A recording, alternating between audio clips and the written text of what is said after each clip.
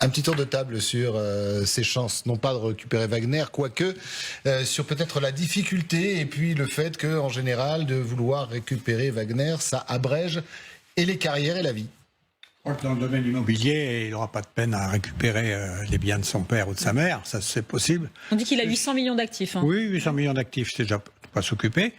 Pour ce qui concerne les hommes anciens de Wagner, j'y crois moins.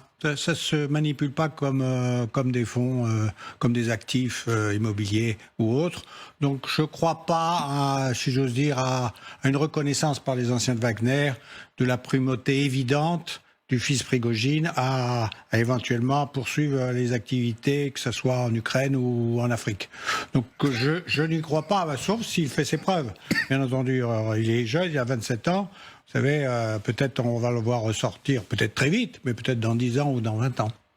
Ça voudrait dire aussi que le Kremlin le laisse récupérer, et ça, visiblement, Xavier, vous en doutez.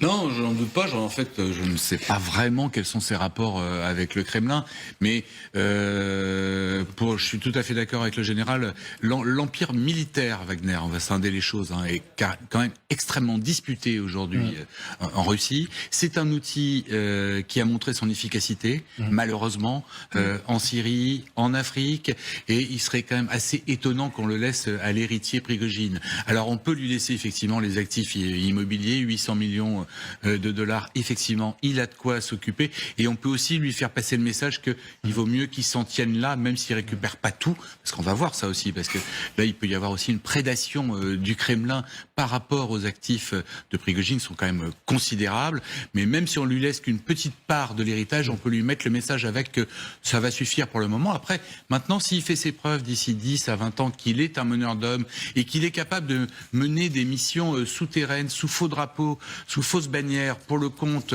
de la Russie, pourquoi pas, mais il faudra du temps pour ça. D'autant qu'on l'a vu ces derniers jours, que ce soit du côté des services de renseignement du ministère russe de la Défense, ou d'anciens généraux miraculeusement ressortis des sous-sols du Kremlin, Il y a de la concurrence sur le terrain, et notamment en Afrique, il y a de la concurrence, et là, visiblement, le business est quand même pris. Et pas sûr que du côté de chez Poutine, on ait envie de le lâcher, celui-là. Oui, le business est pris. Non, c'est jamais évident d'être fils d'eux, surtout avec le passif du personnage dont on a abondamment parlé et analysé les faits.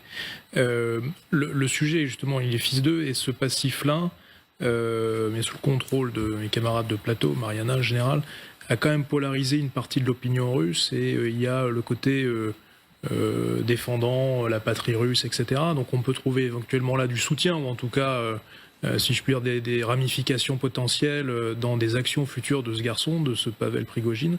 Mais il y a aussi quand même, il ne faut pas oublier que son père a été éliminé dans des jeux qui sont extrêmement politico-mafieux. Donc je pense que le fils ne doit pas complètement dormir sur ses deux oreilles s'il souhaite emprunter le même sillon que son père, au risque de faire le jeu de la guerre des tours, dont on parle parfois, à savoir des rapports de force très forts dans les lignes de force du Kremlin, et donc avoir un avenir, comme vous le rappeliez Christophe, qui est sur une logique très courte. Voilà, une trajectoire fatale. Une trajectoire fatale. Mariana, Poutine ne le laissera pas, si jamais c'était lui, Poutine ne le laissera pas évoluer. Tout le monde nous disait, les experts, que ce soit russe ou même un peu côté ukrainien, nous disaient, il ne laissera pas un homme aussi puissant, après ce qui lui est arrivé fin juin dernier, reprendre la main.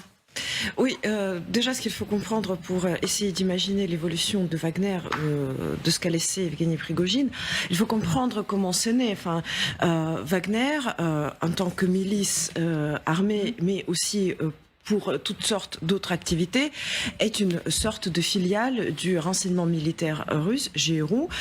Par ailleurs, ça a été confirmé le soir, d'une certaine manière, le soir du coup d'État avorté de Yevgeny Prigojine par le numéro 2 des GRU qui s'est adressé publiquement à Yevgeny Prigojine en commençant son adresse par « Nous avons coopéré ensemble pour les opérations dès le premier jour de la création de l'organisation ». Donc pour que les choses soient claires, ce ne sont pas des propriétés privées qu'on peut passer en héritage.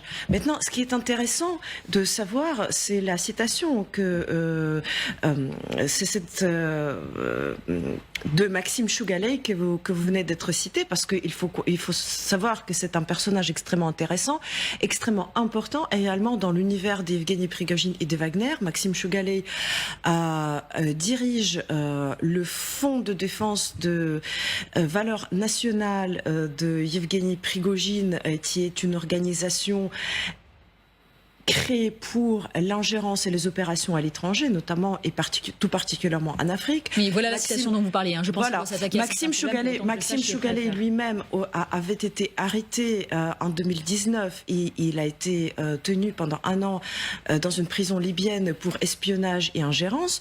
Donc vous voyez, ce n'est pas un petit personnage, lui-même probablement officier de haut rang. Donc si lui passe le message d'une certaine manière qu'il voit bien le fils d'Evgeny Prigojine, peut-être qu'il ne parle pas pour lui-même, probablement il parle pour un clan au sein d'un certain service qui contrôlait Wagner. Maintenant, est-ce que ça correspond à un consensus quelconque, même au sein de GRU? Est-ce que cela correspond à un consensus au Kremlin? Est-ce que cela correspond à... Ça, nous ne pouvons pas savoir. Probablement, nous sommes en présence tout simplement de petites idées comme ça qu'on laisse sortir pour marquer ses positions, parce que, force est de constater, on ne sait toujours pas... Enfin, les autorités russes, Poutine ne sait toujours pas quoi faire avec Wagner et avec l'ensemble de ses activités qui étaient très importantes.